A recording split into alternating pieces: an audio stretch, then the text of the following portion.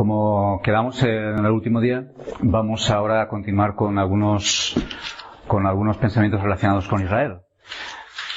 Parece como que el tema de Israel no tiene mucho que ver con el tema que estamos tocando, con las doctrinas referentes a la venida del Señor, la doctrina de escatología. Sin embargo, tal y como están las cosas hoy en día, pues es necesario tocar el tema de Israel. ¿Por qué?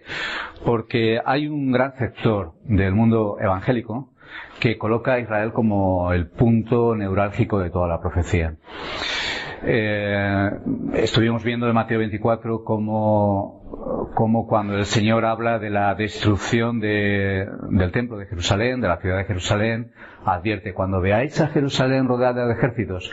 Vimos cómo el dispensacionalismo lo pone todavía en el futuro y cómo menciona que será reconstruido el templo de Jerusalén, y eso ocurrirá, pero en el futuro.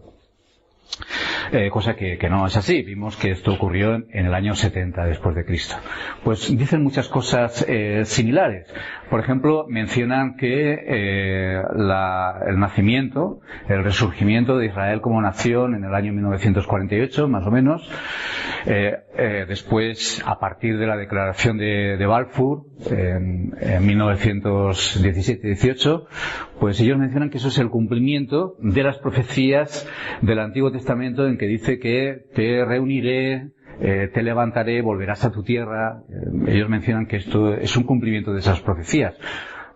Cosa totalmente falsa, porque esas profecías que aparecen en el Antiguo Testamento se cumplieron con la vuelta, con el regreso del pueblo de Dios en la época de Esdras, de Nehemías, como todos sabemos muy bien. Eso no se cumplió en 1948. Ellos también hablan como justo antes de la venida de Cristo, exactamente 3 años y medio antes, para ser exactos, 3 años y medio antes, pues la Iglesia desaparecerá de esta tierra en un rapto invisible, desconocido por el mundo y también por la Biblia. Y en ese momento en que la Iglesia desaparece, pues ahí estará Israel, que volverá a retomar su papel como pueblo de Dios, nada más lejano a lo que dice la Escritura. Siguen adelante y mencionan que no solamente ellos serán el pueblo de Dios, el pueblo judío, con su identidad judaica, con sus elementos judaicos, con sus ritos, con su templo, y que Dios va a bendecir todo eso y le va a agradar, cosa contraria a las Escrituras, una vez más. Sino que también mencionan que la venida de Cristo, el reino de Dios, está diseñado solamente para ellos, para Israel, no para la Iglesia. De hecho, afirman que no existe ninguna sola profecía del Antiguo Testamento referida a la Iglesia. Para ellos, la Iglesia es un paréntesis. Es un paréntesis hasta que se cumplan todas las profecías que todavía no se han cumplido, pero que se cumplirán literalmente en Israel, no en la Iglesia. La Iglesia es un misterio, algo totalmente desconocido en el Antiguo Testamento, y que aparece en el Nuevo Testamento como una especie de apéndice, porque el reino de Dios es rechazado por Israel. Ellos siguen adelante con esta visión panorámica de la historia de la salvación. Luego llega el milenio será especialmente un milenio judaico. De hecho, ellos hablan de una herencia espiritual, celestial para la Iglesia, la mayoría de ellos, y una herencia terrestre para Israel. Ellos enseñan que las promesas para Israel eran de la tierra, eran materiales, pero las promesas para la Iglesia son espirituales, son una patria celestial, son el cielo. Así que habrá una herencia para Israel y una herencia distinta para la Iglesia. En ese milenio judaico habrá un templo. El templo profetizado en Ezequiel, capítulo 40 en adelante, es construido en el tiempo del milenio. Allí se llevarán sacrificios de animales. Se volverá al sacerdocio levítico y a los sacrificios veterotestamentarios. Nada más contrario. nada más contrario a las Escrituras, al libro de Hebreos y a todo el consejo del Nuevo Testamento. Así que, en base a esta panorámica que estamos diciendo, que ellos entienden, que ellos interpretan de las profecías y cómo ponen a Israel en el centro de sus perspectivas y esperanzas escatológicas, tenemos que tocar esto. Es necesario para que veamos claramente el grave error que esto implica, el grave error hermenéutico que esto entraña. Esto tenemos que tenerlo bien claro. Tenemos que tener bien claro que esto es falso, totalmente falso. Primeramente para ver el error de todo esto, vamos a, en primer lugar, a identificar esta hermenéutica que el dispensacionalismo tiene. Llamémosle a esta hermenéutica judaizante. Vamos a ver cómo se parece muchísimo a la hermenéutica judaizante que tenían muchos cristianos en la época de Pablo. Como sabemos todos, Pablo sufrió muchos problemas, sufrió muchas persecuciones, tuvo muchos problemas desde dentro de la Iglesia. Y la mayoría de los ataques, de los enemigos que él tuvo dentro de la Iglesia, fueron de los judaizantes. Eran judíos que habían creído en Cristo, que habían creído en la salvación del Evangelio, pero que decían, sí, pero tenemos que circuncidarnos. Si los gentiles no se circuncidan, no pueden ser salvos. Además tenían una visión de Israel como ahí, por encima de todo, y los gentiles como miembros de la Iglesia, pero de segundo orden. Mientras que Pablo tenía un ministerio que es llamado en las Escrituras el Evangelio de los Gentiles. El Evangelio de los Gentiles. ¿En qué consistía el Evangelio de los Gentiles? Pues consistía en que su objetivo primordial, su propósito primordial era la evangelización a aquellos que no eran judíos. De ahí su mensaje de que no hay diferencia entre griegos, entre gentiles y judíos es prominente. Pero era un mensaje que compartían, que creían totalmente igual, exactamente igual a aquellos que tenían lo que llaman las Escrituras el Evangelio de la circuncisión, como por ejemplo Pedro y Santiago, que eran puestos como cabezas de ese Evangelio de la circuncisión. Él explica en Gálatas cómo ellos le dieron la diestra de compañerismo, su apoyo. Y menciona cómo Pedro fue reprendido por él, y es reprendido en la Epístola a los Gálatas públicamente. ¿Por qué? Porque él, aunque tenía el Evangelio, el ministerio dirigido, enfocado a los judíos, sin embargo Pedro debía de creer exactamente igual y debía de comportarse en su práctica y conducta exactamente igual como era la conducta de Pablo, porque no había diferencia de doctrina, de evangelio en el ministerio a los gentiles y en el ministerio a los judíos. Vamos a ver algunas cosas del libro de Hechos. Parece que nos alejamos un montón de lo que estamos viendo, pero es importante que veamos este proceso que la Iglesia cristiana y que los mismos apóstoles tuvieron que experimentar para llegar a comprender ese cambio que había tenido lugar con la venida de Jesucristo, con la venida del Espíritu Santo y con el nacimiento de la nueva Iglesia. Vamos a ver en Hechos algunos de estos elementos transitorios que fueron necesarios de asimilar y aprender incluso para los mismos apóstoles y para toda la Iglesia. Un entendimiento que ahora los dispensacionalistas están echando por tierra en algún sentido y en alguna manera.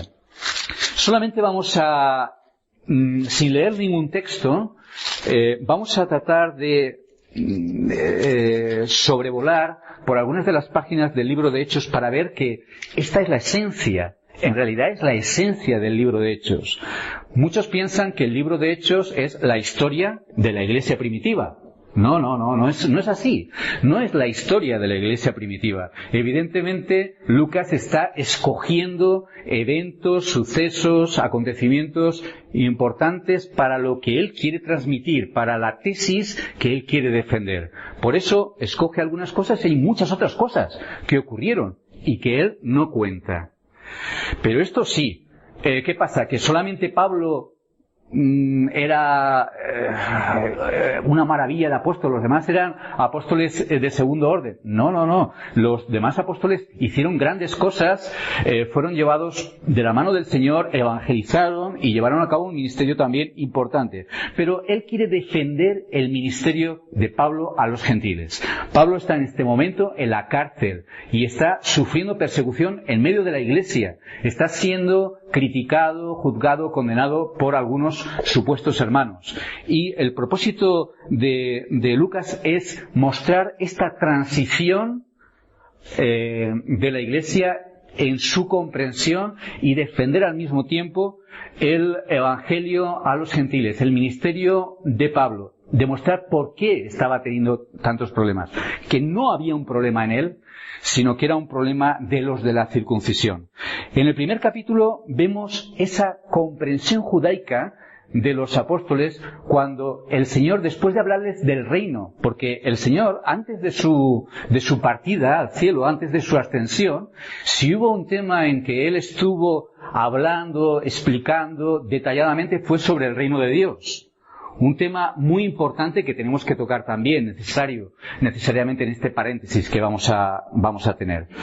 En el libro de Hechos, el reino de Dios está apareciendo continuamente. El Evangelio, cuando es predicado, se menciona, es el Evangelio del reino de Dios. Pablo anunciaba el Evangelio del reino de Dios. Es decir, es el Evangelio del cumplimiento del reino de Dios profetizado, anunciado, prometido en las antiguas Escrituras, que iba a venir a Israel. Había llegado y se estaba anunciando. Cristo, lo primero que dijo cuando iba anunciando el Evangelio, nada más comenzar su ministerio, ¿qué fue? Fue: el reino de Dios ya ha llegado.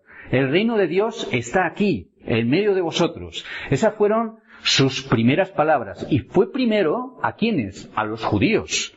No entréis, dijo en ese tiempo, no entréis en aldeas de samaritanos ni de gentiles. No vayáis por ahí, sino id primero a las ovejas del pueblo de Israel. ¿Por qué? Porque el reino de Dios había sido prometido, había sido anunciado, había sido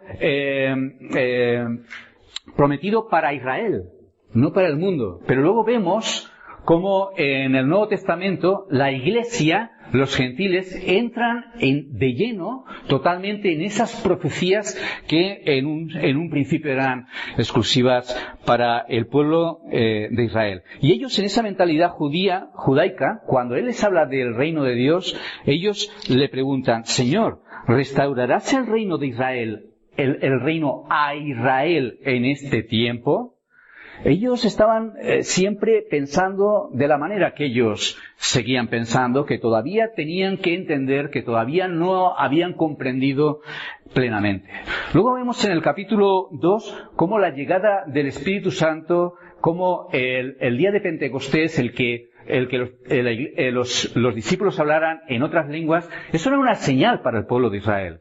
Era una señal, por un lado, del juicio de Dios a la nación, y por otro lado, de la entrada de los gentiles en el reino de Dios. El Señor, a través de esta señal del pueblo de Dios hablando otras lenguas, del Espíritu Santo dando este don de hablar en lenguas extranjeras, en lenguas de otras naciones, estaba ya mostrando que el reino de Dios, que las promesas hacia el pueblo de Dios iban a incluir a otras naciones, con otras lenguas, a otras razas, a los gentiles. Luego vemos en el capítulo 3 cómo cuando Pedro y Juan se encuentran a este hombre cojo de nacimiento y que operan este milagro, vemos cómo ellos se dirigían al templo. Ellos se dirigían al templo. Esto es muy interesante porque, junto con otras observaciones del libro de Hechos, vemos cómo muchos de los sacerdotes, obedecían a la fe. Y cómo aquí ellos iban al templo judío a orar. Yo no me imagino hoy en día a un pastor, a un anciano de una iglesia, a un miembro de una iglesia cristiana, yendo el sábado a orar a un templo. No me lo imagino. No mucho después esto tampoco sería viable, pero vemos esto y en la Escritura se nos dice, no por casualidad, para que veamos que los apóstoles, que la Iglesia, estaban pasando un camino, estaban yendo en transición desde una etapa judaica, desde una etapa de una mentalidad de Israel, ahí, a una nueva mentalidad abierta en el que entraban también los gentiles. Luego vemos en el capítulo 4 y 5, en el libro de Hechos, cómo aparecen los judíos, pero los judíos aparecen para perseguir el Evangelio, para perseguir a la Iglesia. Ahí estaban los judíos continuamente, ¿para qué? Para rechazar el Evangelio. Esa es la aparición de los sacerdotes, es la aparición de los escribas, de los fariseos en el libro de Hechos, para perseguir a la Iglesia. En el capítulo 6 vemos una disputa, pero una disputa entre ¿quiénes? Entre los cristianos, entre los miembros de la Iglesia de ascendencia hebraica y aquellos que tenían un componente de cultura helenista. Se ve como había muchos discípulos y hubo murmuración de los griegos, es decir, de judíos helenistas, de cultura helenista, contra los hebreos, acerca del reparto de alimentos, de la distribución diaria de alimentos. Ahí vemos cómo la iglesia judía, la iglesia de segundo nivel, de segundo orden, ahí vemos algunas confrontaciones que se iban a repetir más adelante también. En el siguiente capítulo, en el capítulo 7, nos vemos a Esteban, nos vemos al primer mártir, lo vemos perseguido, lo vemos enfrentado a los fariseos de una manera fuerte, y termina esto con su muerte. Es el primer mártir de la Iglesia, el asesinato de Esteban a manos de Pablo y de sus compañeros. Y podríamos decir, ¿por qué Esteban fue asesinado? ¿Por qué otros no? ¿Por qué otros cristianos, otros predicadores, otros apóstoles no fueron asesinados en ese momento?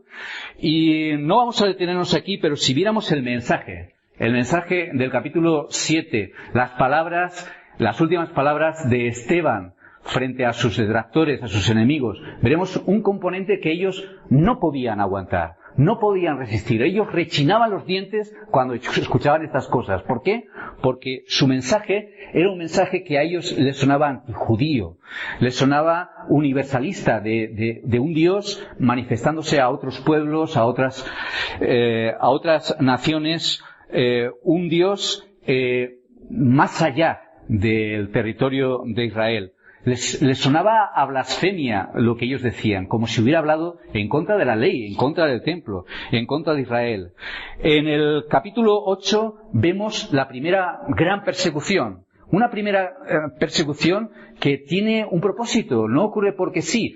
Es una persecución que hace que la Iglesia salga de Jerusalén y se mueva fuera de sus fronteras, se mueva más allá hasta Judea, también a Samaria y hasta los confines de la tierra, conforme al propósito y a la palabra del Señor. Vemos los primeros convertidos en Samaria. ¿Qué pasa? ¿Que no había otros convertidos? ¿Por qué el libro de Hechos menciona a los samaritanos y su conversión? Porque eran samaritanos, no eran judíos totalmente, eran medio judíos, eran judíos rechazables, eran judíos que, como sabéis perfectamente, cuando un judío tenía que pasar por Samaria, no pasaba por Samaria, daba la vuelta precisamente porque los consideraba perros, traidores y apóstatas. Se habían alejado de la pureza, de la verdad, de la revelación de Dios. Pero aquí vemos a samaritanos que se convierten. ¿Y por qué tienen que enviar a Pedro y Juan? Pedro y Juan tienen que ir allí para certificar, para dar testimonio de que era real, de que los samaritanos realmente se estaban convirtiendo y tenían el derecho de entrar con pleno derecho a la iglesia de Cristo, también los samaritanos. Pero luego vemos a un etíope que se convierte. ¿Por qué menciona al etíope? Precisamente por lo mismo. Él no era judío. Él era un eunuco y además era etíope. Y a este hombre Felipe, le lleva el evangelio y se convierte. Y luego menciona la propia conversión en el capítulo 9. Si estáis mirando, veis que en el capítulo 9 es la conversión de Pablo, que es llamado a un ministerio entre los gentiles. Dice el Señor de una manera específica. Un ministerio a los gentiles. Y en el capítulo 10 vemos la conversión de Cornelio. ¿Qué pasa con Cornelio? Que su conversión fue más importante que otras conversiones. ¿Es que otros hombres no se convirtieron? Sí, pero la gran importancia de la conversión de Cornelio es que él era un gentil. Él no era judío. Y los cristianos dijeron, no, esto no es posible. ¿Cómo puede ser que un gentil se haya convertido? Que el Espíritu Santo haya sido dado igualmente a los gentiles. No puede ser. Hasta que al final, sorprendidos, lo tuvieron que reconocer. Y en el capítulo 11 dicen, de manera que Dios también ha dado el don del arrepentimiento a los gentiles. Ellos estaban entendiendo una nueva manera, estaban comprendiendo que los gentiles estaban siendo incluidos en igualdad de condiciones a la iglesia. Luego vemos cómo en el capítulo 11, 12 y 13 aparece una iglesia importante, una iglesia evangelizadora, una iglesia que se identifica con el ministerio de Pablo de una manera especial, con el ministerio de los gentiles, la iglesia de Antioquía. La iglesia de Antioquía, ¿qué pasa? ¿Es la única iglesia que evangelizaba? ¿Es la única iglesia que estaba ahí con fuerza llevando el evangelio? De ninguna manera. Pero era una iglesia que estaba siendo pionera, que estaba siendo importante porque estaba llevando el evangelio a los gentiles y estaba apoyando el ministerio de Pablo. Estaba enviando a Pablo, a Bernabé, ahí a los gentiles. Pero esto tuvo muchos problemas porque luego vemos cómo en el capítulo 15, muchos decían, esto no puede ser.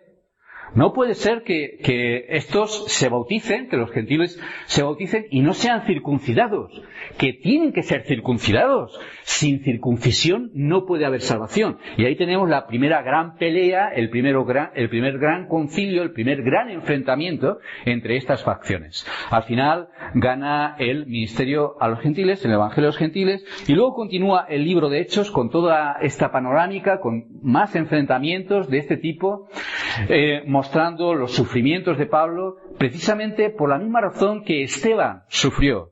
Por la misma razón que Esteban fue perseguido, también Pablo fue perseguido. ¿Por qué? Porque su evangelio, su ministerio, las connotaciones de la revelación que le estaba enseñando eran especialmente espinosas para muchos cristianos de mentalidad judaica. Y ahora vienen los dispensacionalistas y llegan y nos dan la vuelta a la tortilla y nos vienen con la misma hermenéutica, que Israel es especial, olvidándose absolutamente de lo que la Biblia dice sobre esto. Hasta tal punto que nos enseñan en sus iglesias y repiten continuamente que Israel es distintiva, que hay dos pueblos de Dios, dicen. Hay dos pueblos de Dios, la iglesia e Israel. Y dicen que Israel, la nación de Israel, hoy en día es pueblo de Dios. No es verdad. Es una enseñanza muy grave. Solo hay un pueblo de Dios en la actualidad. Israel no es pueblo de Dios y un judío no pertenece al pueblo de Dios a menos que se convierta. La Escritura es muy clara sobre esto. Vamos, por ejemplo, a Gálatas. En Gálatas vamos a ver cómo la interpretación, la hermenéutica de los dispensacionalistas es judaizante. Ellos no son judaizantes en la práctica. Es decir, no se van a vestir con ropas judías, no van a hacer un culto judío, no van a circuncidarse en lugar de bautizarse, no van a llamar a Jesús Yeshua, como sí hacen otros judaizantes también. sí que lo hacen. Y esto es, una vez más, un retroceso, una vuelta atrás de lo que la Biblia está enseñando. Todos estos judíos mesiánicos y similares no están haciendo sino dar la vuelta totalmente a la verdad de la palabra de Dios. Los dispensacionalistas no hacen eso en la práctica. Sin embargo, en su hermenéutica, en su entendimiento, están haciendo exactamente lo mismo. Vamos a Gálatas 3 para ver el grave error y la enseñanza clarísima que la Escritura da sobre este tema de la relación entre Israel y la Iglesia. En Gálatas, como sabéis, Gálatas está corrigiendo un falso evangelio. ¿Un falso evangelio de quiénes? De los judaizantes, de los de la circuncisión, que enseñaban un evangelio que no era el evangelio, que estaban opuestos al ministerio de Pablo, a la enseñanza y al evangelio de Pablo. Diríamos, pues es que ellos enseñaban un evangelio de obras, cierto, pero enseñaban un evangelio judaizante, con una hermenéutica judaizante, en que la ley, la circuncisión y su manera especial de interpretar las escrituras de una manera judaizante era clave, era la base de todo su entendimiento. Fijémonos en Gálatas capítulo 3, por ejemplo. En esta problemática, en este terreno, en esta polémica que se está llevando a cabo por la falsa enseñanza de la circuncisión, ahí en las iglesias de Galacia, dice Pablo, el apóstol Pablo, en Gálatas 3, 26, diciendo que, habiendo dicho que ya no estamos bajo la ley, en el sentido de pacto, y para justificación, dice, versículo 26, pues todos sois hijos de Dios por la fe en Cristo Jesús, porque todos los que habéis sido bautizados en Cristo, de Cristo estáis revestidos. Y fijaos con qué claridad absoluta, que no se puede negar, contradecir, ni reexplicar, dice el apóstol Pablo, ya no hay judío, ni griego, no hay esclavo, ni libre, no hay varón, ni mujer, porque todos vosotros sois uno en Cristo Jesús. Y si vosotros sois de Cristo, ciertamente vosotros, linaje de Abraham sois y herederos según la promesa. Es decir, vosotros sois de la raza judía, sois linaje de Abraham. Vosotros sí, pero muchos de ellos no lo son. Todos aquellos que no han creído, ellos no son descendientes de Abraham, no son hijos de Abraham. Pero vosotros, por la fe, vosotros sois linaje de Abraham. No estáis separados, no estáis alejados. Pero ahora llegan los dispensacionalistas y nos dicen que sí, que nosotros no tenemos nada que ver, que nosotros no tenemos nada que ver con Israel, que las promesas, las profecías, el reino, Cristo era para Israel, pero no para la Iglesia. Pero bueno, ¿no dice la Escritura con toda claridad que nosotros somos herederos, juntamente con los de la raza judía, porque hemos sido hechos linaje de Abraham? Pues dicen no. Dicen exactamente, fijaos, que Cristo vino a la tierra para traer su reino. Era un reino el que pretendía traer, y esto no lo dicen los extremistas, lo dice gente moderada como Rairi y muchos del dispensacionalismo moderado, que es el más extendido, por ejemplo en España. Y dicen que Cristo vino a traer su reino aquí en la tierra, un reino terrenal, judaico, para Israel. Eso es lo que quería, lo que pretendía. Pero como los judíos lo rechazaron, no pudo. Entonces lo pospuso. Ese reino se llama la doctrina del reino pospuesto, así, por ellos mismos. La doctrina se pospuso y ese reino se traerá más adelante. Y ahí entran en su escatología, en su profecía, para el día final. Pero ¡qué barbaridad! O sea que Cristo quería traer el reino de Dios a Israel. Era un reino de unas características. Pero como lo rechazaron, pues entonces le trajo otra cosita, digamos, no tan buena, de segundo orden, a la Iglesia. Un reino espiritual, un reino invisible. Pero no el reino que el Antiguo Testamento promete, no el reino que estaba anunciado, porque el Mesías era para Israel, y el reino era para Israel. Ellos siguen adelante y dicen, es que el nuevo pacto era para Israel también. No dice Jeremías, no dice Ezequiel, de una manera clara, que a Judá escucha, casa de Judá, escucha, Jacob.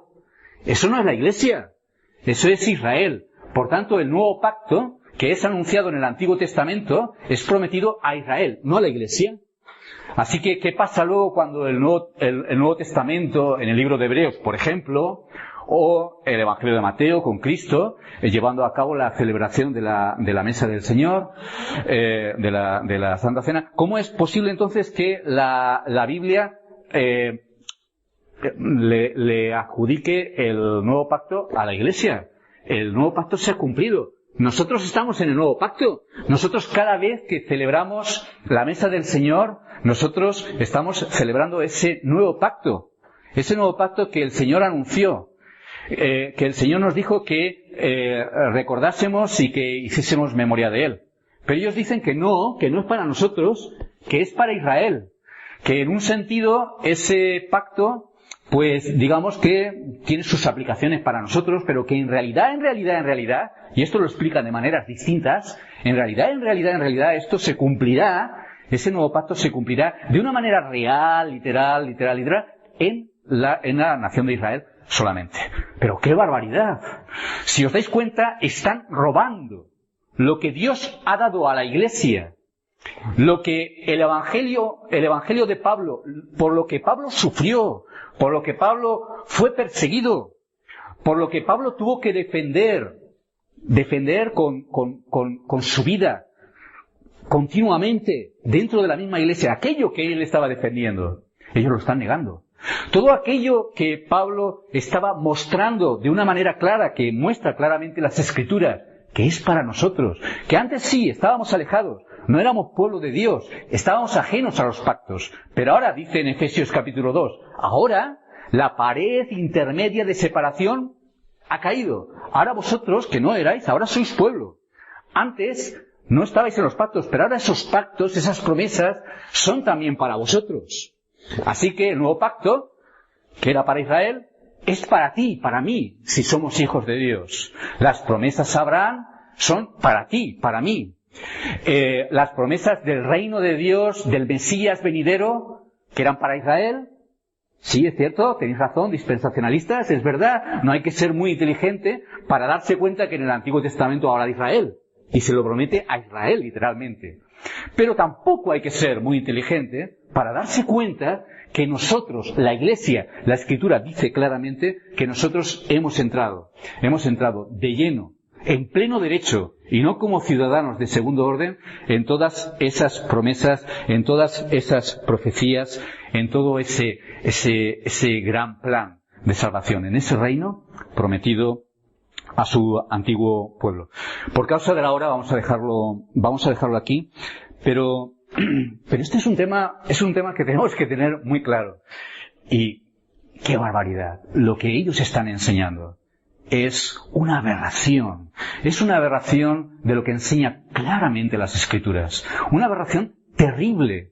Es lamentable que tantos hombres de Dios eminentes, como John MacArthur y otros, que están haciendo una gran labor en este mundo, enseñen y crean estas barbaridades. Estas cosas que afrentan no solamente lo que la Iglesia ha creído siempre, sino que lo que las Escrituras enseñan con toda claridad. Así que hemos visto hasta ahora que ellos están interpretando, están teniendo una hermenéutica judaizante, igual que en el antiguo, que en los primeros tiempos de la antigua Iglesia, de la primera Iglesia. En segundo lugar, hemos visto cómo esto se contradice de una manera clarísima a lo que dicen las Escrituras. Y cómo nos roban, cómo están robando a la Iglesia de una manera increíble todo lo que la palabra de Dios nos otorga, todo lo que la palabra de Dios nos da. Vamos a continuar el próximo día con esto, por favor. Seguimos leyendo Romanos 9, 10 y 11. Esto ya sé que lo habéis leído, pero lo volvemos a leer porque el próximo día vamos a considerar algo relacionado con esto. Y es un tema polémico, incluso a veces también dentro del campo reformado. ¿Habrá una salvación futura para Israel? Esto tiene que ver con la escatología. Habrá al final una intervención divina especial con el pueblo de Israel que se salvarán como nación. al final de los tiempos. Desde luego, como lo interpretan los dispensacionalistas, esto no puede ser. Pero quizá dentro de, digamos, lo que es esta era del Evangelio, dentro de esta manera que nosotros entendemos la salvación dentro de la Iglesia, no como ellos entienden, podía ser que el pueblo de Dios se salvase, al final que hubiera esta salvación. Bien, esto y más de este tema lo seguimos viendo el próximo día. Pero leamos en nuestras casas Romanos 9, 10 y 11, que habla especialmente de esto.